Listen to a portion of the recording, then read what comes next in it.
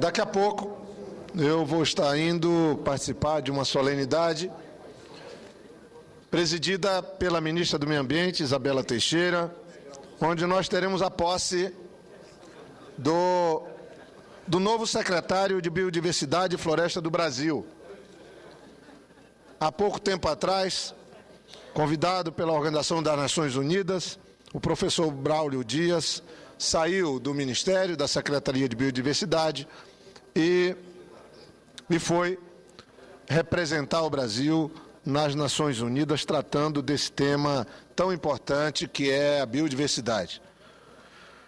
Também, nessa mesma solenidade, teremos a posse, então, do senhor Dr. Roberto Brandão Cavalcante como secretário de Biodiversidade e Floresta e do Dr. Carlos Augusto Klink na Secretaria de Mudança Climática e Qualidade Ambiental. E, por fim, também ainda nessa solenidade, teremos a posse do novo presidente do Instituto Chico Mendes de Conservação da Biodiversidade. Depois da saída do Dr. Rômulo, assume hoje o Dr. Roberto Ricardo Vicentim. Com isso, a equipe da ministra Isabela volta a ser composta e eu queria dizer da minha confiança que a ministra Isabela, à frente do Ministério do Meio Ambiente, siga trabalhando com a agenda da maior importância para o país, que é a agenda da Rio+20, cuidando também do bom andamento dessa atualização, dessa revisão, que eu espero seja ajuizada do novo Código Florestal. O Senado cumpriu bem seu papel aqui, quando apreciando uma matéria que chegou no Senado como sinônimo de um gravíssimo problema, por conta dos desentendimentos, por conta do próprio atraso que ela carregava consigo, depois do Brasil ter na versão do Código Florestal de 1934 e na versão do Código Florestal de 65, uma referência de legislação com inovação, com opção pela floresta, depois dessas últimas 2 décadas, onde o Brasil se viu diante de uma situação inusitada, de ter uma legislação exemplar no mundo, mas ter uma realidade de mau exemplo no mundo. Isso ocorreu no sul do país antes da década de 80 e depois se agravou na década de 80 no Cerrado e no bioma da Amazônia. O Brasil, então, sempre foi uma referência do ponto de vista de legislação ambiental, mas quando o olhar ia para a realidade, para a paisagem brasileira, para o que ocorria nos biomas do Brasil, tinha um distanciamento enorme entre a realidade e o que previa a legislação. E aí o presidente Lula, em junho de 2008, resolve estabelecer, por decreto, um encontro entre a realidade e a legislação brasileira no que diz respeito à proteção de nossas florestas. E, obviamente, que aí nos vimos todos diante da realidade real. Ou seja, Brasil com uma legislação ousada, avançada, que era citada e servia de referência nos encontros quando o tema era floresta, mas quando o olhar se voltou para a realidade, nós vimos que o Brasil tinha e servia de um mau exemplo há décadas do ponto de vista de proteção de seus biomas, especialmente da floresta amazônica. E alguns rapidamente falaram: é simples para resolver isso, senhor presidente. É fácil, a legislação é rígida demais, a realidade é diferente do que a legislação prevê, é simples, muda-se a lei. E foi isso que ocorreu na Câmara dos Deputados na primeira versão do Código Florestal. Obviamente que não posso deixar de reconhecer os avanços que foram trazidos também a partir de um posicionamento do deputado Aldo, então relator, hoje ministro, relator do Código Florestal. Mas o ambiente político de desentendimento e o posicionamento e a condução de segmentos mais radicais fizeram com que o Senado recebesse um código, uma proposta conflituosa e que não atendia, na visão do próprio Senado, os interesses do país.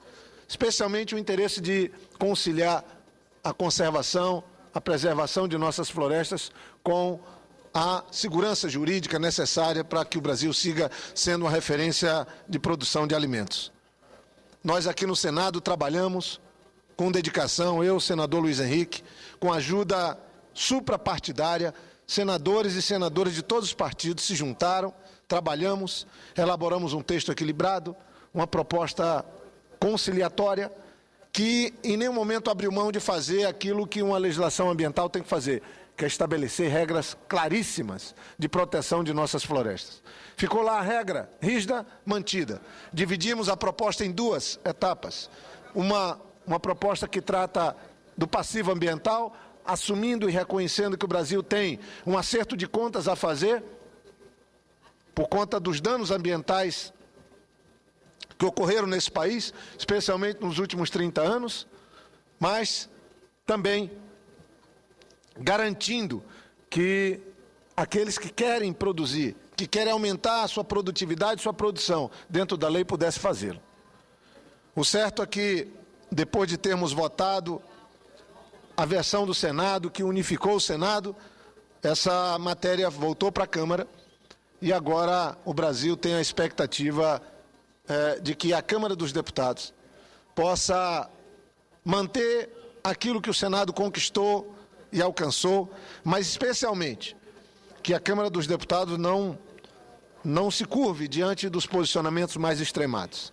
E, nesse momento, eu sei que o ministro Mendes Ribeiro tem um papel enorme a cumprir, como um interlocutor importante do setor produtivo, e a ministra Isabela tem também um papel a cumprir como guardiã da proteção do meio ambiente. Hoje, a ministra Isabela, e essa expectativa, que o texto alcançado aqui no Senado possa ser votado e que o Brasil tenha como cartão de visita na Rio+20 uma legislação que sirva de referência para o mundo, mas também que o Brasil possa chegar na Rio+20 com esse conflito ou com esse enfrentamento danoso aos interesses do país, aos interesses nacionais de meio ambiente, e é um falso dilema de meio ambiente com produção, possa também ser página virada, onde possamos ter o equilíbrio, onde possamos ter uma mediação como condutora dos desafios que o Brasil tem de se transformar numa potência florestal, não só porque guarda a maior floresta tropical do mundo, mas também nos próximos anos, como um país que implementou, a partir de uma nova governança florestal, implementou uma política que tenha sustentabilidade econômica também e que seja, por conta da sustentabilidade econômica, aliada da conservação de nossas florestas. Mas tem ali o senador Cacildo Maldaner pedindo uma parte que eu cedo e ouço com muita satisfação, e só queria, então, dizer que, na hora que estamos aqui na expectativa que o bom senso prevaleça na votação do novo Código Florestal na Câmara, a ministra do Meio Ambiente hoje dá posse e complementa a sua equipe com o secretário da Biodiversidade e o novo secretário, o novo presidente do Instituto Chico Mendes, que é o órgão responsável pela implementação, eu não digo nem por guardar as nossas áreas de preservação e conservação. Acho que o Brasil, depois de votado o Código Florestal, o Brasil tem que fazer uma reestruturação toda no setor no seu setor florestal, em toda a governança florestal, até para implementar o novo Código. Mas é muito importante que possamos dar aqui o respaldo que o Ministério do Meio Ambiente precisa, fortalecer a área ambiental do governo, para que o Brasil não dê passo atrás e siga em frente. Então, com muita satisfação que ouço a parte do senador Cacildo Maldaner. Eu gostaria de me associar, senador Jorge Viana, nessa preocupação de Vossa Excelência. um papel que o Senado desempenhou, foi um esforço extraordinário, percorreu-se o Brasil. Eu sei que Vossa Excelência, como um dos relatores, conjuntamente com o senador Luiz Henrique, visitou inclusive o nosso estado, Santa Catarina, no oeste catarinense, mas principalmente em Chapecó. Quer dizer que ouviu-se o Brasil nisso, procurou-se fazer, se não o melhor, mas o possível, para oferecer uma proposta ao Brasil. E essa proposta agora voltou à Câmara, e não é só nós, o Brasil está na expectativa, aguardando isso. Eu diria até que não só o Brasil, o mundo, que o Rio+20 vem chegando aí. Eu acho que isso é fundamental para todos nós, que ofereçamos alguma coisa ao país, como um dimensionamento, como um regramento, com alguma coisa clara, que dê tranquilidade, que dê ordenamento jurídico, que dê sustentabilidade. Eu acho que isso é fundamental, sem dúvida alguma. Eu sei que tem a questão dos royalties também na Câmara, que nós aqui no Senado conseguimos chegar num consenso, construir-se um acerto para os royalties, também está na Câmara para isso, mas nessa tese, agora de Vossa Excelência também, em relação ao Código Florestal, vamos ficar na torcida que nas próximas semanas tenhamos essa solução. Muito obrigado, senador Cacildo Maldani. É uma honra poder ser merecedor de uma parte de Vossa Excelência que tem se empenhado aqui nas boas causas nessa casa e que nos recebeu tão bem lá no Oeste Catarinense. E vimos ali um exemplo de brasileiros da maior grandeza. Esse Brasil é essa potência que é por conta dos brasileiros que temos lá na Amazônia, nos seringais, nos lugares mais distantes, trabalhando com honradez, com dedicação. E aí, quando vamos para o sul do país, também encontramos famílias, trabalhadores que trazem na sua própria história familiar uma cultura que vem do mundo antigo, lá da Europa, mas que soma com um jeito brasileiro de ser. E é muito bom que tiremos esses rótulos que se tenta estabelecer normalmente no Brasil. Eu vi no Oeste Catarinense pequenas propriedades, como nós sonhamos que aconteça a reforma agrária, cada um num lote que dê condição não de sobrevivência, mas de produção sustentável para as famílias, um esforço de uma produção integrada com várias atividades que se somam para dar uma renda com alguma dignidade. Mas mesmo aquele povo ali, que sempre trabalhou, que sempre lutou, também não consegue se livrar do que a gente chama de insegurança jurídica. E é importante, sim, a votação do novo Código Florestal para que possamos seguir em frente, levando o Brasil sendo uma referência do ponto de vista da legislação ambiental, mas fazendo com que o Brasil assuma perante o mundo um compromisso de ampliar ainda mais a produção de alimentos, para que a gente possa enfrentar o maior mal que a humanidade convive e vive e produz, que é a fome, e como consequência da fome, ou uma interdependência, a miséria. Queria então aqui, senhor presidente, para concluir, dizer que daqui um pouco vou estar indo na posse do novo presidente do Instituto Chico Mendes, Dr. Roberto Ricardo Vicentim, também na posse do novo secretário de Mudanças Climáticas e Qualidade Ambiental, Carlos Augusto Klink, e do novo secretário de Biodiversidade e Floresta do Brasil, Roberto Brandão Cavalcante, que tivemos, inclusive, a honra de encontrar, a satisfação de encontrar hoje na Comissão de Meio Ambiente aqui no Senado, numa audiência sobre Cerrado. Queria, concluindo então, dizer que nessa semana que passou, estive na Cooperacre com o seu Manel da Gamileira, com o Manuelzinho, que é o diretor, o secretário executivo, e a Cooperacre é um exemplo de como a floresta precisa seguir sendo, na Amazônia, no Brasil, e especialmente no meu estado do Acre, uma referência central, condutora. Vi na Cooperacre um sonho realizado, um sonho de ver uma economia florestal florescendo, uma economia florestal sustentável, que, ao mesmo tempo que entende a floresta como um ativo econômico, valoriza os produtos que são oriundos da floresta com melhor preço, uma melhor técnica de manuseio deles. Também trabalha a comercialização e o processamento desses produtos. A Cooperac é um exemplo. Começou quando eu estava ainda no governo, depois seguiu com o apoio incondicional do governador Binho Marques e agora também conta com o apoio do governador Tião Viana e é uma cooperativa que há 6 anos atrás movimentava R$500 mil por ano e agora movimenta R$30 milhões por ano.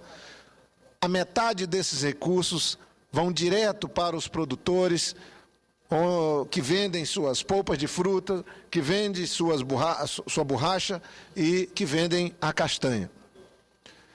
Mais da metade desses R$30 milhões são recursos que vão direto para as populações que vivem na floresta, valorizando um ativo econômico importante do Acre, da Amazônia, que é a castanha do Brasil. Quando eu assumi o governo, a castanha do Brasil não era mais coletada porque não tinha preço. No começo de 2000, ela custava era em torno de R$1 uma lata de 12 quilos. No ano de 2002, passou para R$ 2,50 com nossa política da Lei Chico Mendes de incentivo. E hoje é comercializada, a Cooperac compra a R$ 26,00 a lata de castanha de 12 quilos. Quer dizer, saiu de menos de R$1 para R$ 26,00 uma lata de 12 quilos. Isso significa dinheiro no bolso do produtor, significa transformar a floresta num ativo econômico importante. Também tive o privilégio de uma reunião com toda a equipe do governo, e é bom que hoje tenha posse do novo secretário, novo diretor do Instituto Chico Mendes, porque o governo do Estado do Acre, o governador Tião Viana, proximamente vai estar apresentando uma proposta, segundo me falou o secretário Edgar de Deus, secretário de Meio Ambiente, o secretário Eufran, e todos que trabalham na política ambiental e extrativista do governo. A intenção do governo do Acre é ser gestor de suas reservas extrativistas. O Acre é o estado que sediou as discussões que teve na figura de um líder do Brasil e do mundo ambiental, Chico Mendes, o idealizador, um dos idealizadores da ideia de reserva extrativista. O Acre aprofundou esse debate e foi o estado onde foi criada a primeira reserva extrativista. As reservas extrativistas seguem sendo uma referência de proteção ambiental, mas elas precisam acelerar o passo no sentido de serem uma referência do ponto de vista de uma economia florestal sustentável. E eu cumpri a agenda nesse período da Semana Santa no Acre, mas tive o prazer de fazer um debate objetivo, promissor, com a equipe que cuida das reservas extrativistas, liderados pelo secretário Edgar de Deus, e proximamente quero ter o prazer e a honra de estar trazendo para a ministra do Meio Ambiente, por um novo presidente do Instituto Chico Mendes, a proposta do governo do Acre, da comunidade florestal do Acre, das populações que vivem nas reservas extrativistas de o Acre, assinar um convênio e o Acre ter a condução da gestão dessas unidades de conservação, para que se possa fazer a implementação adequada nessas áreas, buscando basicamente 3 pilares: a sustentabilidade ambiental, o cuidado social, com inclusão social e a consolidação de uma economia florestal sustentável. Então, senhor presidente, queria encerrar aqui as minhas palavras,